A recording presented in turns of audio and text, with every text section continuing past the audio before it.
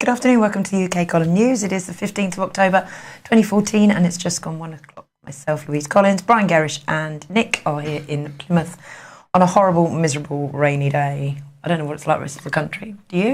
Not really interested. We're suffering, so you guys might as well.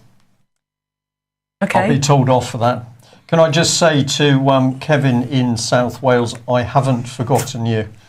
We'll be in touch shortly. Are we really going to start with this man? I know, it's horrible. Here we go. He hasn't been assassinated yet, but he is calling for a global drive to teach respect for other religions. He said it was foolish to spend billions on a military fight with Islamic extremists and that it's of urgent global importance that schools should teach the virtue of religious respect. All this can be found in an article that he wrote for the BBC News Knowledge Economy. And I just want to finish this story by giving you a quote from his article, which I think Brian can bring up now.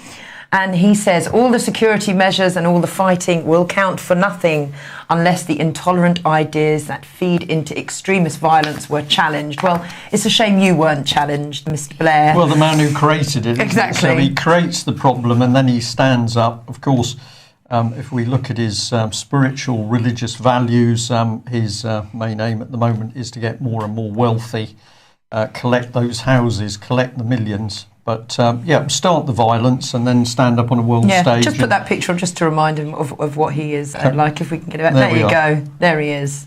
The warmonger himself, telling people that all fighting won't count for anything. It's just rich. Well, the other bit is, of course, that aside from his foundation, he's a big man standing up with Nicky Gumbel from the Alpha Course, which, as far as I'm personally concerned, is common purpose for churches. So we've had big photographs of Tony Blair cuddling Nicky Gumbel after giving a talk to a very big Alpha Course event in London. So if you want a man responsible for the deaths of tens of thousands, hundreds of thousands, Blair's your man. Get him into your church, put him on a pedestal and get him to tell you how to love other people. Exactly. It says you in your pink shirt. Well, this is true.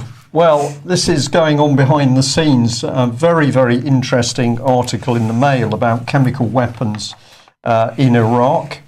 And what it's essentially saying there, of course, is that US troops did find chemical weapons, but it was all kept quiet because there were some embarrassing facts associated with these. Please do read this article because you have to read it carefully. Meanings change during the text. So they state categorically that chemical weapons were found. They talk about sarin gas and they talk about mustard gas.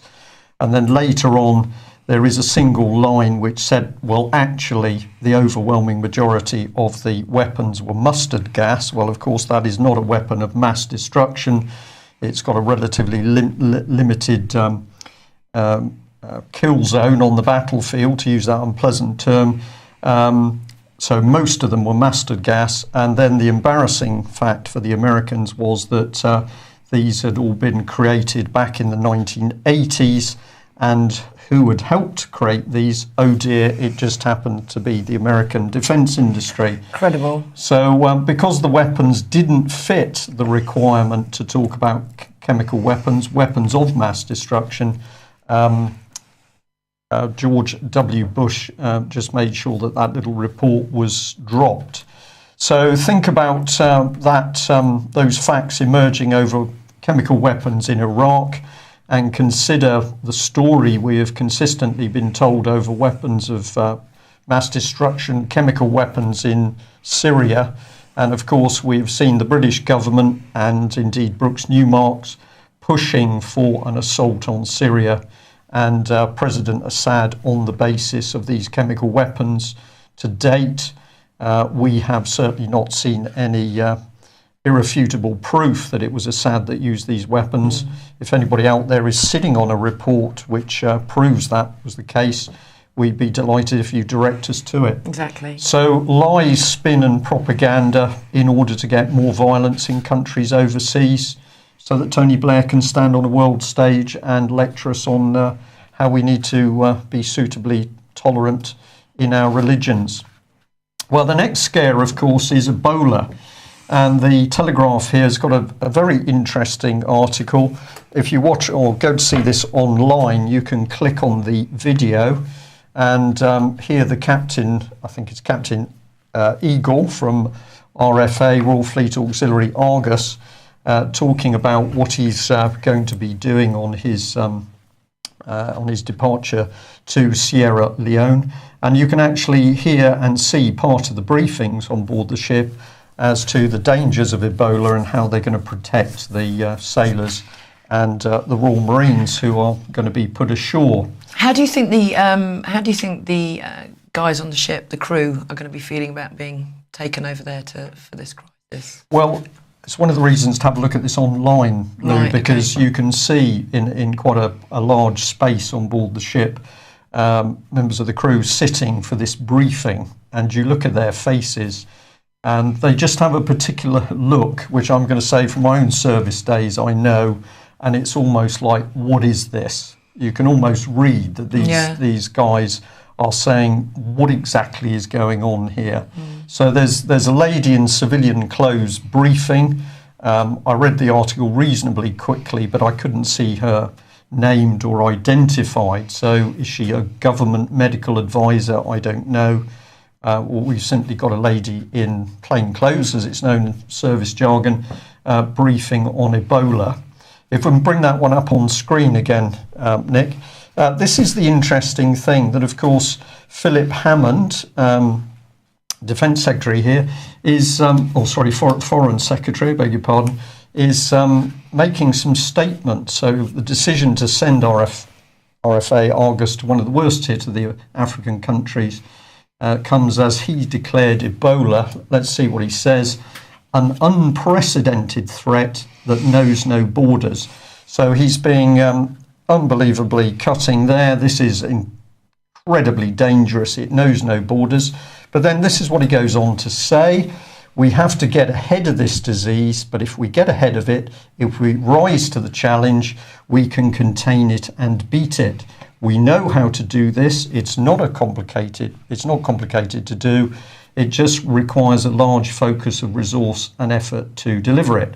So it's an unprecedented threat that knows no borders, but it's not actually complicated. And we're sending a warship with 70 Land Rovers and 600 troops, and we're apparently going to, it's all solved. It's amazing, isn't it? I mean, they are really, really hyping up this to put fear amongst everyone, obviously, clearly to boost this vaccine programme that's going to come about very soon. Well, something's going on, and we just added this bit here.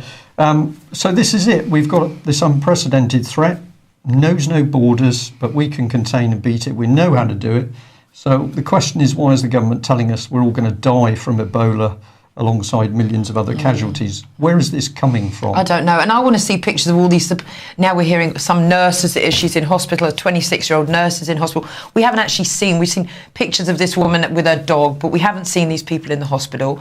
There have been patients transported to Spain. I saw a video clip of when there are just two people who weren't wearing protective clothing pull up in a military airplane.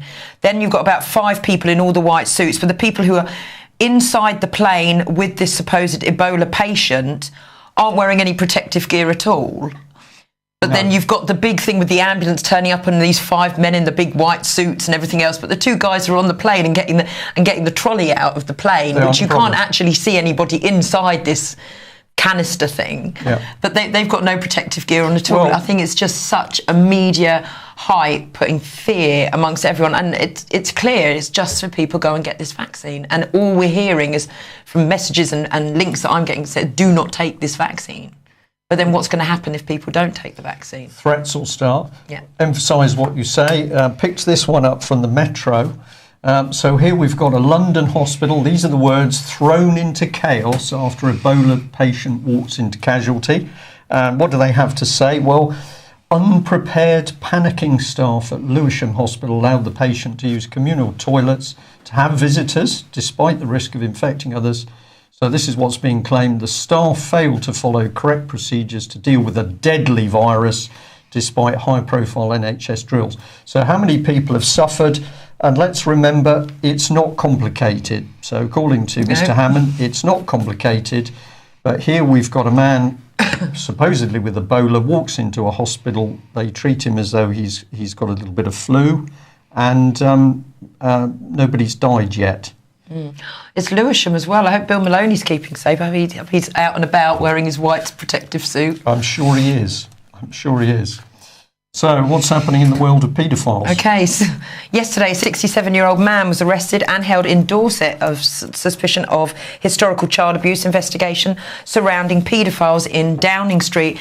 Apparently, it was part of an ongoing inquiry named Operation Brancaster. Now, I've heard Yewtree, I've heard Fernbridge, and then there was another one I've heard of beginning with C, which I can't remember off the top of my head.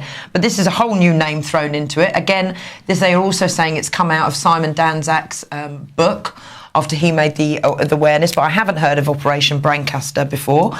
But this 67 apparently was questioned and later released on police bail until November, pending further inquiries. So... well, that's all we've got on it. That's all they're telling us. We don't know who it is. So I suppose the guessing games and trying to figure out who this person is will begin now, I suppose. But we're not seeing any movement towards any arrest we haven't heard any Fernbridge, politicians Yewtree, no. So it all goes into a black hole. There's a celebrity, we can arrest him, school teacher, we can arrest him. But the moment it moves towards Westminster, there's a complete silence. We already know that they're all too big to be arrested and too big to stand accountable for. I mean, we did have Patrick Rock. He was arrested. He was one of Cameron's aides and friends. No more has happened. No more have we heard on the Wolf. No. On the Wolf inquiry. So I think she's getting a bit embarrassed, actually. I think so. I think they're just giving us little snippets because people are starting to, where is this inquiry? So, let's give them a little bit. And we've got a bit more of the jigsaw puzzle from this lady here who's been speaking out. Yes, we do. A former detective constable with Greater Manchester Police, her name is Margaret Oliver, told ITV that she handed in a report detailing abuse allegations to senior police officers more than 10 years ago, and that she named the victims and offenders, but there was a lack of desire to investigate, and that she felt forced to resign over the lack of action over the paedophiles within the Greater Manchester area. This echoes what Simon Danzak has said, that police were not effectively taking prosecutions against the accused, and ITV News apparently is saying that Greater Manchester Police are aware of gangs that have been abusing girls over this 10-year period, but these gangs are actually still freely walking the streets of Manchester. Yeah, and we can give a bit more here, because from the Metro there was some statements. So this lady is saying that she reported it. I wrote a report. So she says about what was going on. It went into my boss and nothing happened. And I can say some years ago I attended a briefing in one of the committee rooms in the Houses of Parliament on the issue of child abuse, and a retired police officer gave a talk and spoke about going around all of the police districts in Britain in order to see what was happening with child abuse. They were shocked at the scale of it. They produced a report. What happened? That report was locked in a safe. So here we are. There was a lack of desire to investigate, and then the problem spirals out of control. Bosses remained unwilling to take action. Is that actually because they didn't want to take any action? Do you think that's what the case is? We don't know. Yeah. Well, here he is. Chief. What can you say? The big boss. This is the man taking the accusations at the moment. But wherever we look, it seems impossible for the police to investigate paedophiles. And there was a state here. He said, Sir Peter said, in the past, officers had a mindset that girls claimed to have been abused by paedophiles, but that would always be unreliable. That has changed, but what hasn't is the court system. So he's now blaming it on the CPS. So nothing gets done. He was the problem initially. Now all of a sudden it's the CPS. Pass the buck. Pass the buck and destabilise society. Where are we going? BBC. Okay. The Mail here are claiming that the BBC have 2.2 million in the Children in Need bank account, 900,000 more than last year. They are also claiming that 87.7 million is hidden away in an investment portfolio. The Daily Mail also claimed that 9,000 in fees has gone to fund managers and 893,000 has been made in investment income. In this article, they go on to talk about the investigation over phone votes and donations where lines were actually closed, but customers were still charged, and the proceeds actually went to BBC Worldwide and not to charities. Independent watchdog at the time warned the public not to vote and give money to these charities, and that a lot of the money was swallowed up by the bureaucrats running the charities. Well, this is tell us something we don't know, but it is coming around, and they're doing a big campaign to promote children in need this year. And here we have Old Tell and an array of celebs.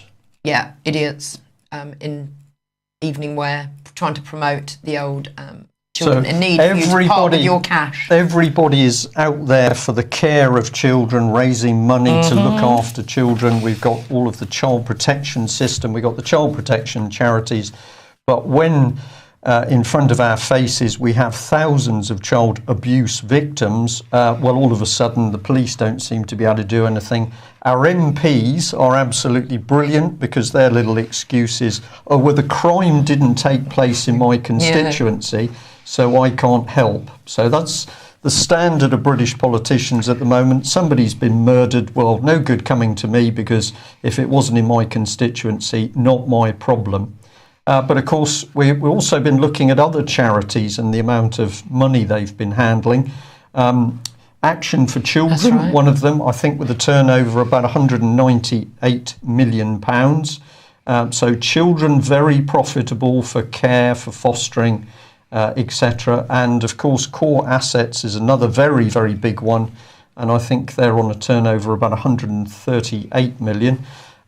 So I think that probably we need a good close look at not only what the public sector is doing to protect children, but what's also going on in the charity sector. And of course, BBC, total hypocrisy. They can raise money for a charity, but they can't deal with the paedophiles in their own And they can't even give the money. They can't even give the money. And they can't even report on Melanie correctly. Well, absolutely correct. So on that subject, we'll bring up that Melanie will be in court tomorrow. This is the Nottingham court list. It's recorded here not before 2 p.m. There was a little bit of confusion because if you see there, it says RE-POCA, that's Proceeds of Crime Act. But we understand this is a mistake. We've been told formally it's a mistake in the court listing. So Melanie will be in court tomorrow, and that will, we understand, be a bail application. There we are, just to make sure people know that, because it has already caused some confusion. Well, what more can we say? This is a photograph taken somewhere within the justice system, Ministry of Justice, creating a safe, just and democratic society. Except if you're a child abuse victim when you get jailed for 82 days with no evidence. And I just wanted to remind people that we pointed out the Met Police were working with Alison Saunders, head of the Crown Prosecution Service, and Eilish Angelini for a new sort of rape-centred, victim-centred rape review. See how they're getting it right or see how they're getting it wrong. And on the right-hand side of your screen, of course, we've got some of the, I'll call them celebrities for you. Yeah, right. Some of the celebrities who are the people responsible for a child abuse victim and whistleblower being jailed for 82 days with, to date, no proper evidence being produced in court. Clearly, this is what David Cameron considers to be a safe, just and democratic society. Indeed. And Theresa May, a spokesman from her office, I've forgotten the gentleman's name, but he said that Theresa May will not be asking any questions of the Crown Prosecution Service's handling of the Melanie Shaw case, nor will they be commenting on the case at all, which fits the bill really because it's a child abuse case and Theresa May wouldn't want to get her hands dirty with that, would you, Theresa? And so that we don't forget, because the mainstream papers seem to have, of course, it was the Crown Prosecution Service under Alison Saunders which lost the evidence for another abuse case. They then tried to say that they'd done a really good job by securing all the remaining material, but very delicate video interviews of victims get lost by a mysterious company called Swan Films. Nobody's really heard of Swan Films. Seems to be one man in his lounge, in his garage. So well done there to Alison Saunders. She's obviously got things under control. But here's something really fantastic. This is a little flyer that has been put out in the Manchester area where there's been an appeal to Melanie's neighbours, saying, do you understand where Melanie is? Do you realise she's missing? And apparently there's been a fantastic response to this. Many people in the locality of Melanie's home, of course, didn't know she'd gone. They've spoken very highly of her, a nice lady. And I just think this is absolutely fantastic. This is people starting to do the right thing, which is to get out and say, if we don't look after each other, this is what happens. I'll read this. It's a very emotive little poem by Pastor Martin Niemöller. He said, first they came for the communists, and I did not speak out because I was not a communist. Then they came for the socialists, and I did not speak out because I was not a socialist. Then they came for the trade unionists, and I did not speak out because I was not a trade unionist. Then they came for the Jews, and I did not speak out because I was not a Jew. And then they came for me, and there was no one left to speak out for me. And that really said it all, a very poignant wartime poem. If we are to stop what's going on, we have to look after our neighbour. So well done for the people who've started to take some action locally for Melanie Shaw.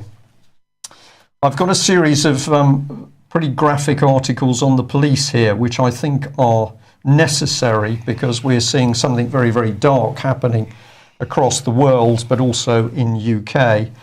So here is the Express showing anger as 6 Hong Kong police officers beat a handcuffed protester in a dark alley.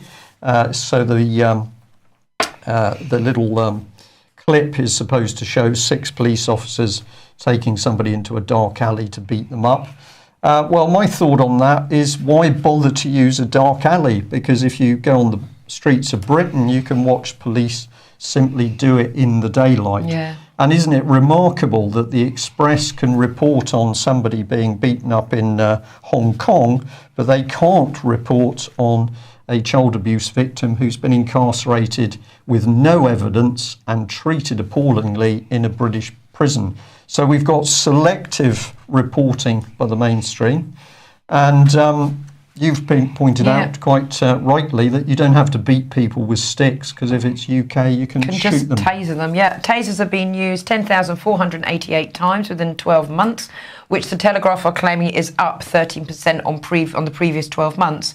Earlier in the year, a police watchdog raised concerns over some police forces' higher rates of taser use.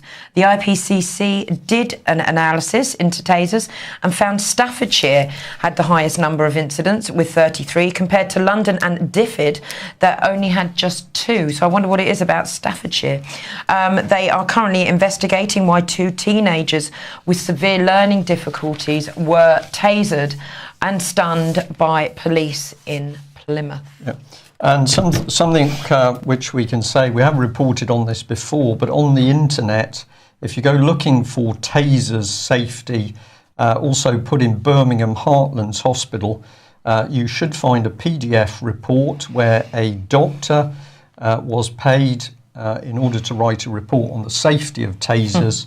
And of course, he said they were safe, except in a number of cases where the bolt hit people in the groin, or they had a pacemaker, or they had some form of heart problems. So there was a whole range of caveats which actually said these weapons are extremely dangerous, but we're now starting to see tasers used in their thousands as if it's a toy water pistol or something. So very serious stuff. Hang on, there's some breaking news. Odin, can you get in touch and let us know more? Breaking news: Glastonbury Town Hall has been taken over. I don't know what. I know a little. I do know a little bit about this, and we'll add it towards the end of the programme. So yes, okay. Thank you for that alert there. Now this is a particularly distressing photograph from the Mail. This is a Chinese lady stripped naked and beaten senseless on the street. Now, if the Mail is to be believed, this is an increasing culture of vigilante action in China. I see this picture, it reminds me of some particularly vile actions taken during the Second World War by the Nazis. But I just wanted to say, let's not forget, of course, that it's David Cameron that has consistently been praising everything to do with China, saying that we should be embracing Chinese companies into UK, build our nuclear infrastructure. And the BBC article here, if you read it, is about David Cameron going to China in order to improve relations. So my prediction is we won't see David Cameron speaking out about this particularly vile abuse on the streets in China. And where does this head? Well, we've got a little clue from an article that is, I believe I saw part of this some time ago, but the person who sent this in to us has said, have a read of Paul Craig Roberts. And this is a story about a family being raided by an American SWAT team that kicked their way into the house at night, threw in a stun grenade, which landed in the baby's cot. Wrong house, no drugs anyway. But the point of the article is that the police have basically said, oh, we made a mistake, sure. We're sorry. And no one standing accountable for it. Well, the family will have to expend the money on all of the hospital bills in order to get this little baby some form of quality of life. So it's happening in America, it's happening here in Britain.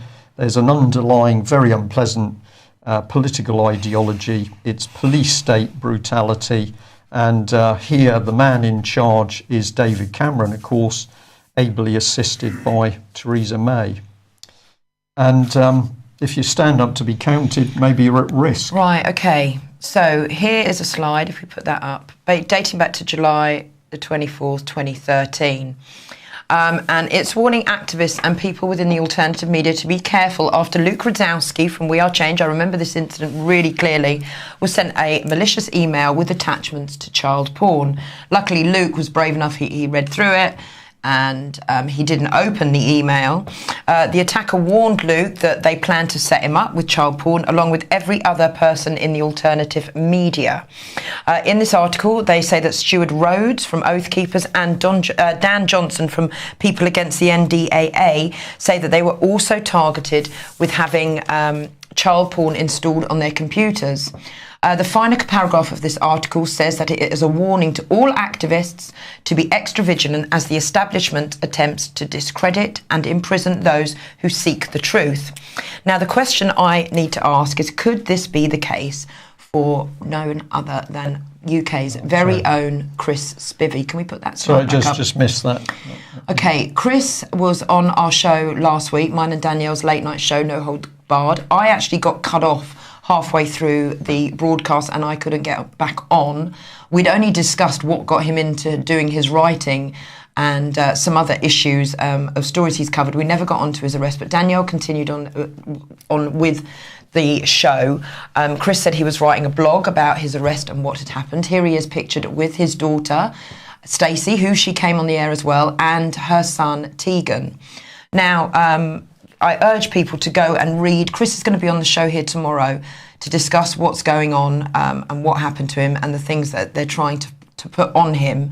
But before he comes on, I just ask viewers and listeners to read this post from October the 10th. It's called Scandal. And if you go onto chrisspivey.org, you can read all about the first arrest that was done on the 30th of July, and then the most recent arrest, the computers that were taken and the equipment that was taken from Chris's house. So he will be on tomorrow. He's going to discuss his case. I'm going to let it come from his words. So I'm not going to say too much, but I am urging people to read that article. And as we say, Chris Spivey will be on this show tomorrow. And there's been a lot of support. There's also been a lot of trolls out there after him, putting some revolting things up. But we're going to let Chris tell his story and let you guys make up your own minds. Okay. We live in troubled times, isn't it? Indeed. That's the minimum you could say. And we really are in trouble if this person's making the headlines. Okay, so this man descended on Wall Street with 200 Occupy protests yesterday, and I'm pretty sure Occupy is part of Soros, but we, Open Society. Open Society, yeah. But apparently this was a promotional stunt to promote his new book, Revolution. Brand gave a talk on the need for a social and economic revolution. He went on to praise Occupy Wall Street protesters, saying it brought hope to people and it showed him that revolution isn't something that belongs to the past, but something that belongs to the future. So he's on Wall Street protesting about the amount of money there is. So I thought, let's just have a little reminder of this guy's net worth. There he is, $15 million. And that's before the release of this book. He's just recently, well, a while back, divorced from Katy Perry. Somebody said he might have split from this Jemima Khan E. Goldsmith, links to Rothschild, but I can't guarantee that. I'll have to have a little more look into it. But I mean, all this coming from a man worth this amount of money and in relationships with the Rothschild family, I think it's pretty disgraceful. And have a look at this quote that he uses. And how many times in one paragraph can you use change? I know, I'm rich, I'm famous, I have money, I've had private security on and off for years. There is no doubt that I, as much as anyone else, have to change. Revolution is change. I believe in change, personal change, most of all. Know too that I have seen what fame and fortune have to offer, and I know it's not the answer. Of course, I have to change as an individual, and part of this will be sharing wealth, though without a systematic change, and this will be sweet, futile gesture. So isn't he vile? There is the word. And revolution, what does revolution bring? It brings violence. Absolute destruction, violence, wrecks society. And I think what Mr. Brand is doing is nudging in the idea of change. But yeah, where's it heading? Revolution. Constant change is revolution.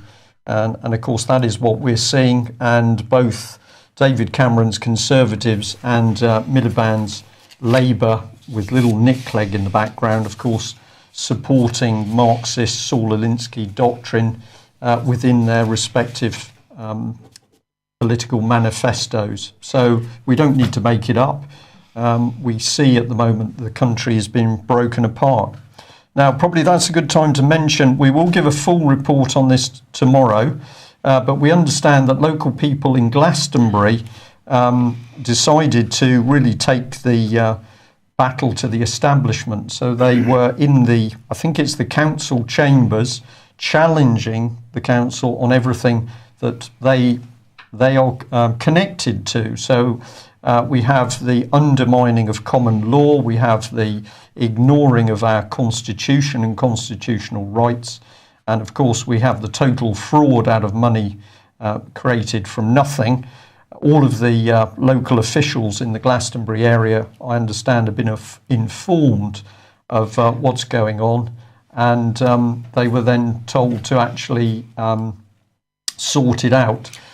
So John Galloway's just actually posted, he's been told a group have taken over Glastonbury Town Hall under Article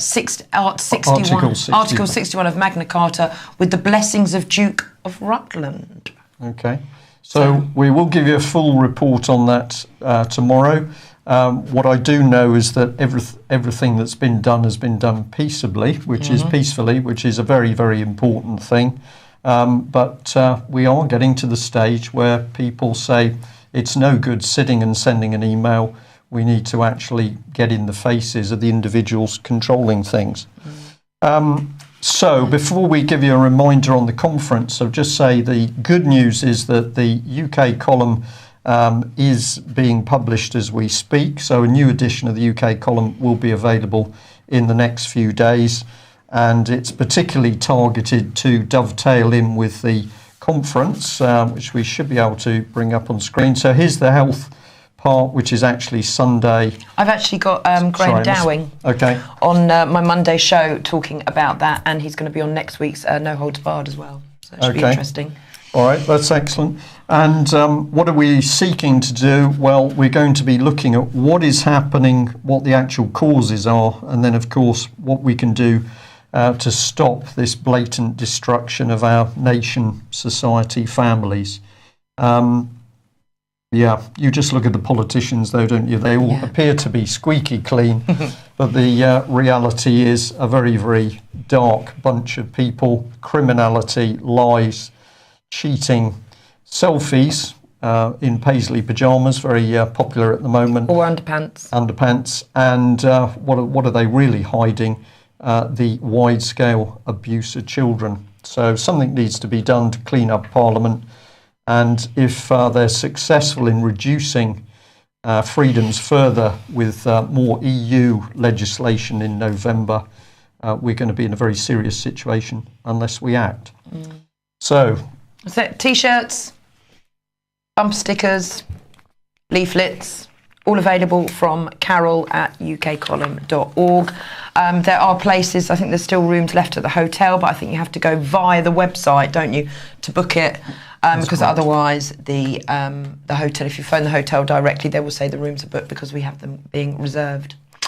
That's it. Brilliant. Back tomorrow, 1 o'clock. Thanks for joining us. Cheers, bye. bye.